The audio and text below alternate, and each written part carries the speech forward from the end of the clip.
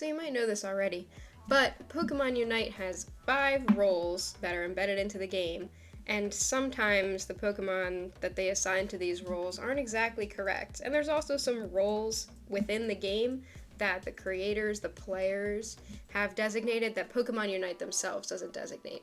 So I thought that I would hop on today and make a video about the roles so that you can know which role you're really playing, regardless of what it's saying inside the actual game. So hey guys, my name is Alex, and I'm going to go through all of the roles in Pokemon Unite, the roles that they assign, and the roles that I feel and some other creators I've seen feel about where these Pokemon fit into. I don't think there has been an actual setup or an explanation of why these roles exist in the game, why we think that these are the roles that the Pokemon belong to, but I'm going to go through them all here. I'm making it into a tier list format, but I'm not going to drag and drop because I was trying to do that and it was just too difficult with all the different roles that I kept coming up with as I was trying to categorize certain Pokemon. So the roles, they're not in any specific order, they're not in any order of this is the best role, this is the worst role.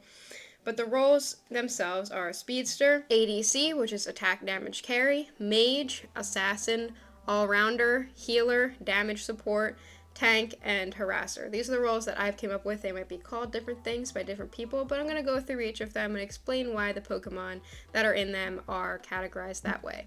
So starting off with Speedster, these are all Speedsters that are actually categorized as Speedsters in Pokemon Unite. The Speedster role jumps in, does a ton of burst damage, and then has enough mobility to be able to get back out and wait for its move cooldowns to reset and then jump back in again. So the goal of the Speedster is to do a lot of damage, KO the enemies as fast as possible without getting KO'd themselves, because Speedsters are squishy. So all 5 of the Pokemon that I've put in Speedster are some of the Pokemon that are actually in the Speedster role, as Pokemon Unite designates. So ADC, Attack Damage Carry, is one of the branches of the attacker role in Pokemon Unite. These Pokemon are attack based, not special attack, and they rely heavily on their auto attacks to deal a lot of damage.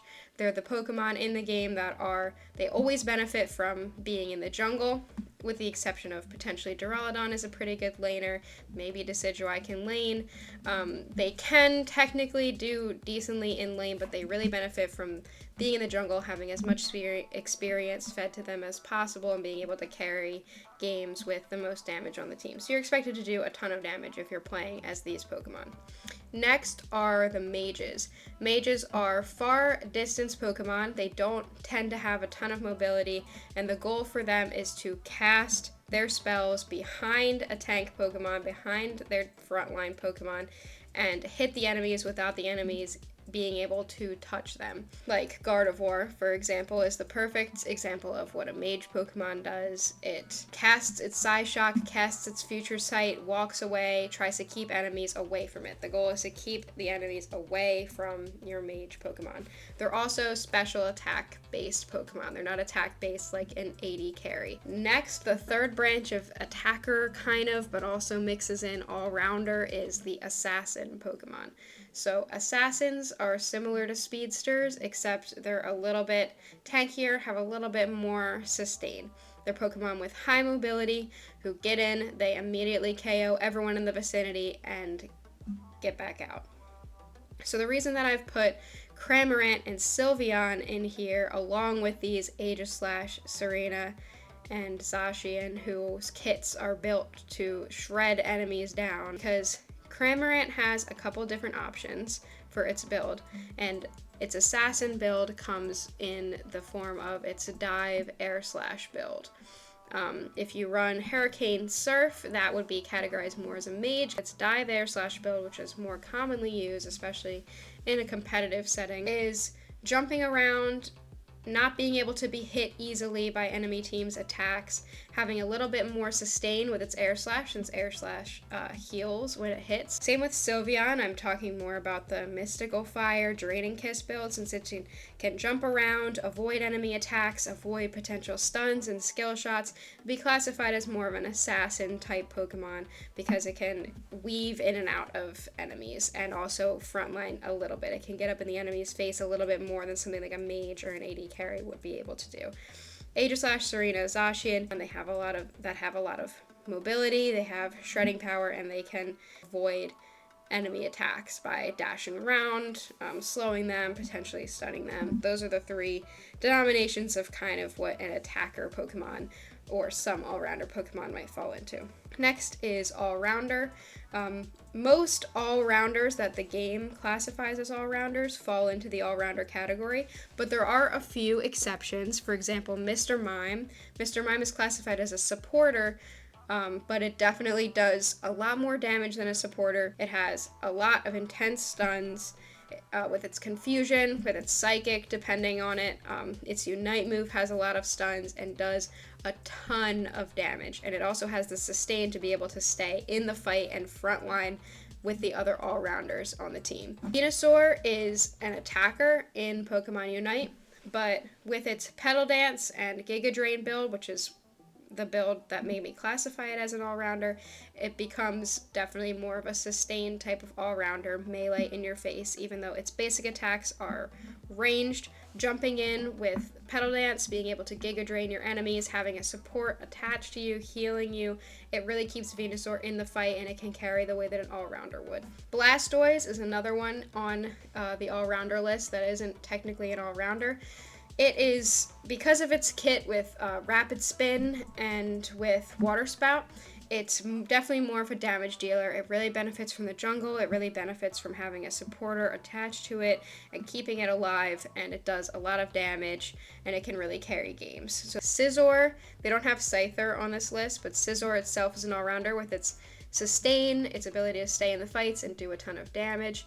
But Scyther, if it was on here, it would go in the Speedster because it's very squishy, does a lot of damage, and has enough mobility to get back out. Let's move on now to the healer category. There are 4 healers in Pokemon Unite. These are Pokemon that are able to provide healing, recovery to damage dealers on the team. It's best to have healers with a lot of all-rounders because all-rounders have a little bit more sustain, and then with a healer attached to it has even more sustain. So Eldegoss, Blissey, Clefable, and Comfey.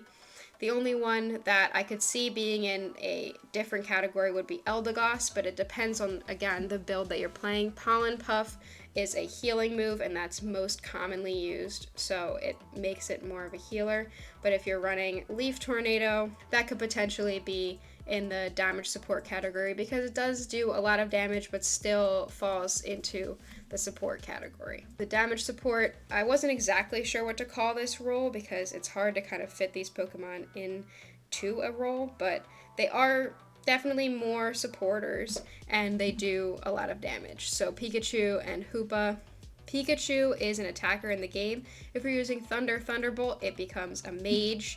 Pikachu with Electro Ball, Volt Tackle, which I believe is the more popular moveset, kind of makes it a damage support because you have to jump into the enemy, get right in their face to stun them, and then the goal is for the rest of your team to follow up on the moves that Pikachu's doing. Hoopa is the same thing. It relies a lot on its auto attacks. Throwing a rapid fire scarf on it is pretty good, but it's still a supporter in that it has Hyperspace Hole, which Hoopa itself doesn't heal, but Hyperspace Hole can heal.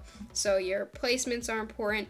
The way that you're positioning yourself is important, being Hoopa. And it still makes it a support. It can't really carry games with the amount of damage that it does, but it definitely is more of a damage supporter, especially using its Unite move. Next, we have the Tank category, which I didn't categorize as Defender the way that the game categorizes it, but these are Pokemon that play as your frontline Pokemon. They have more HP.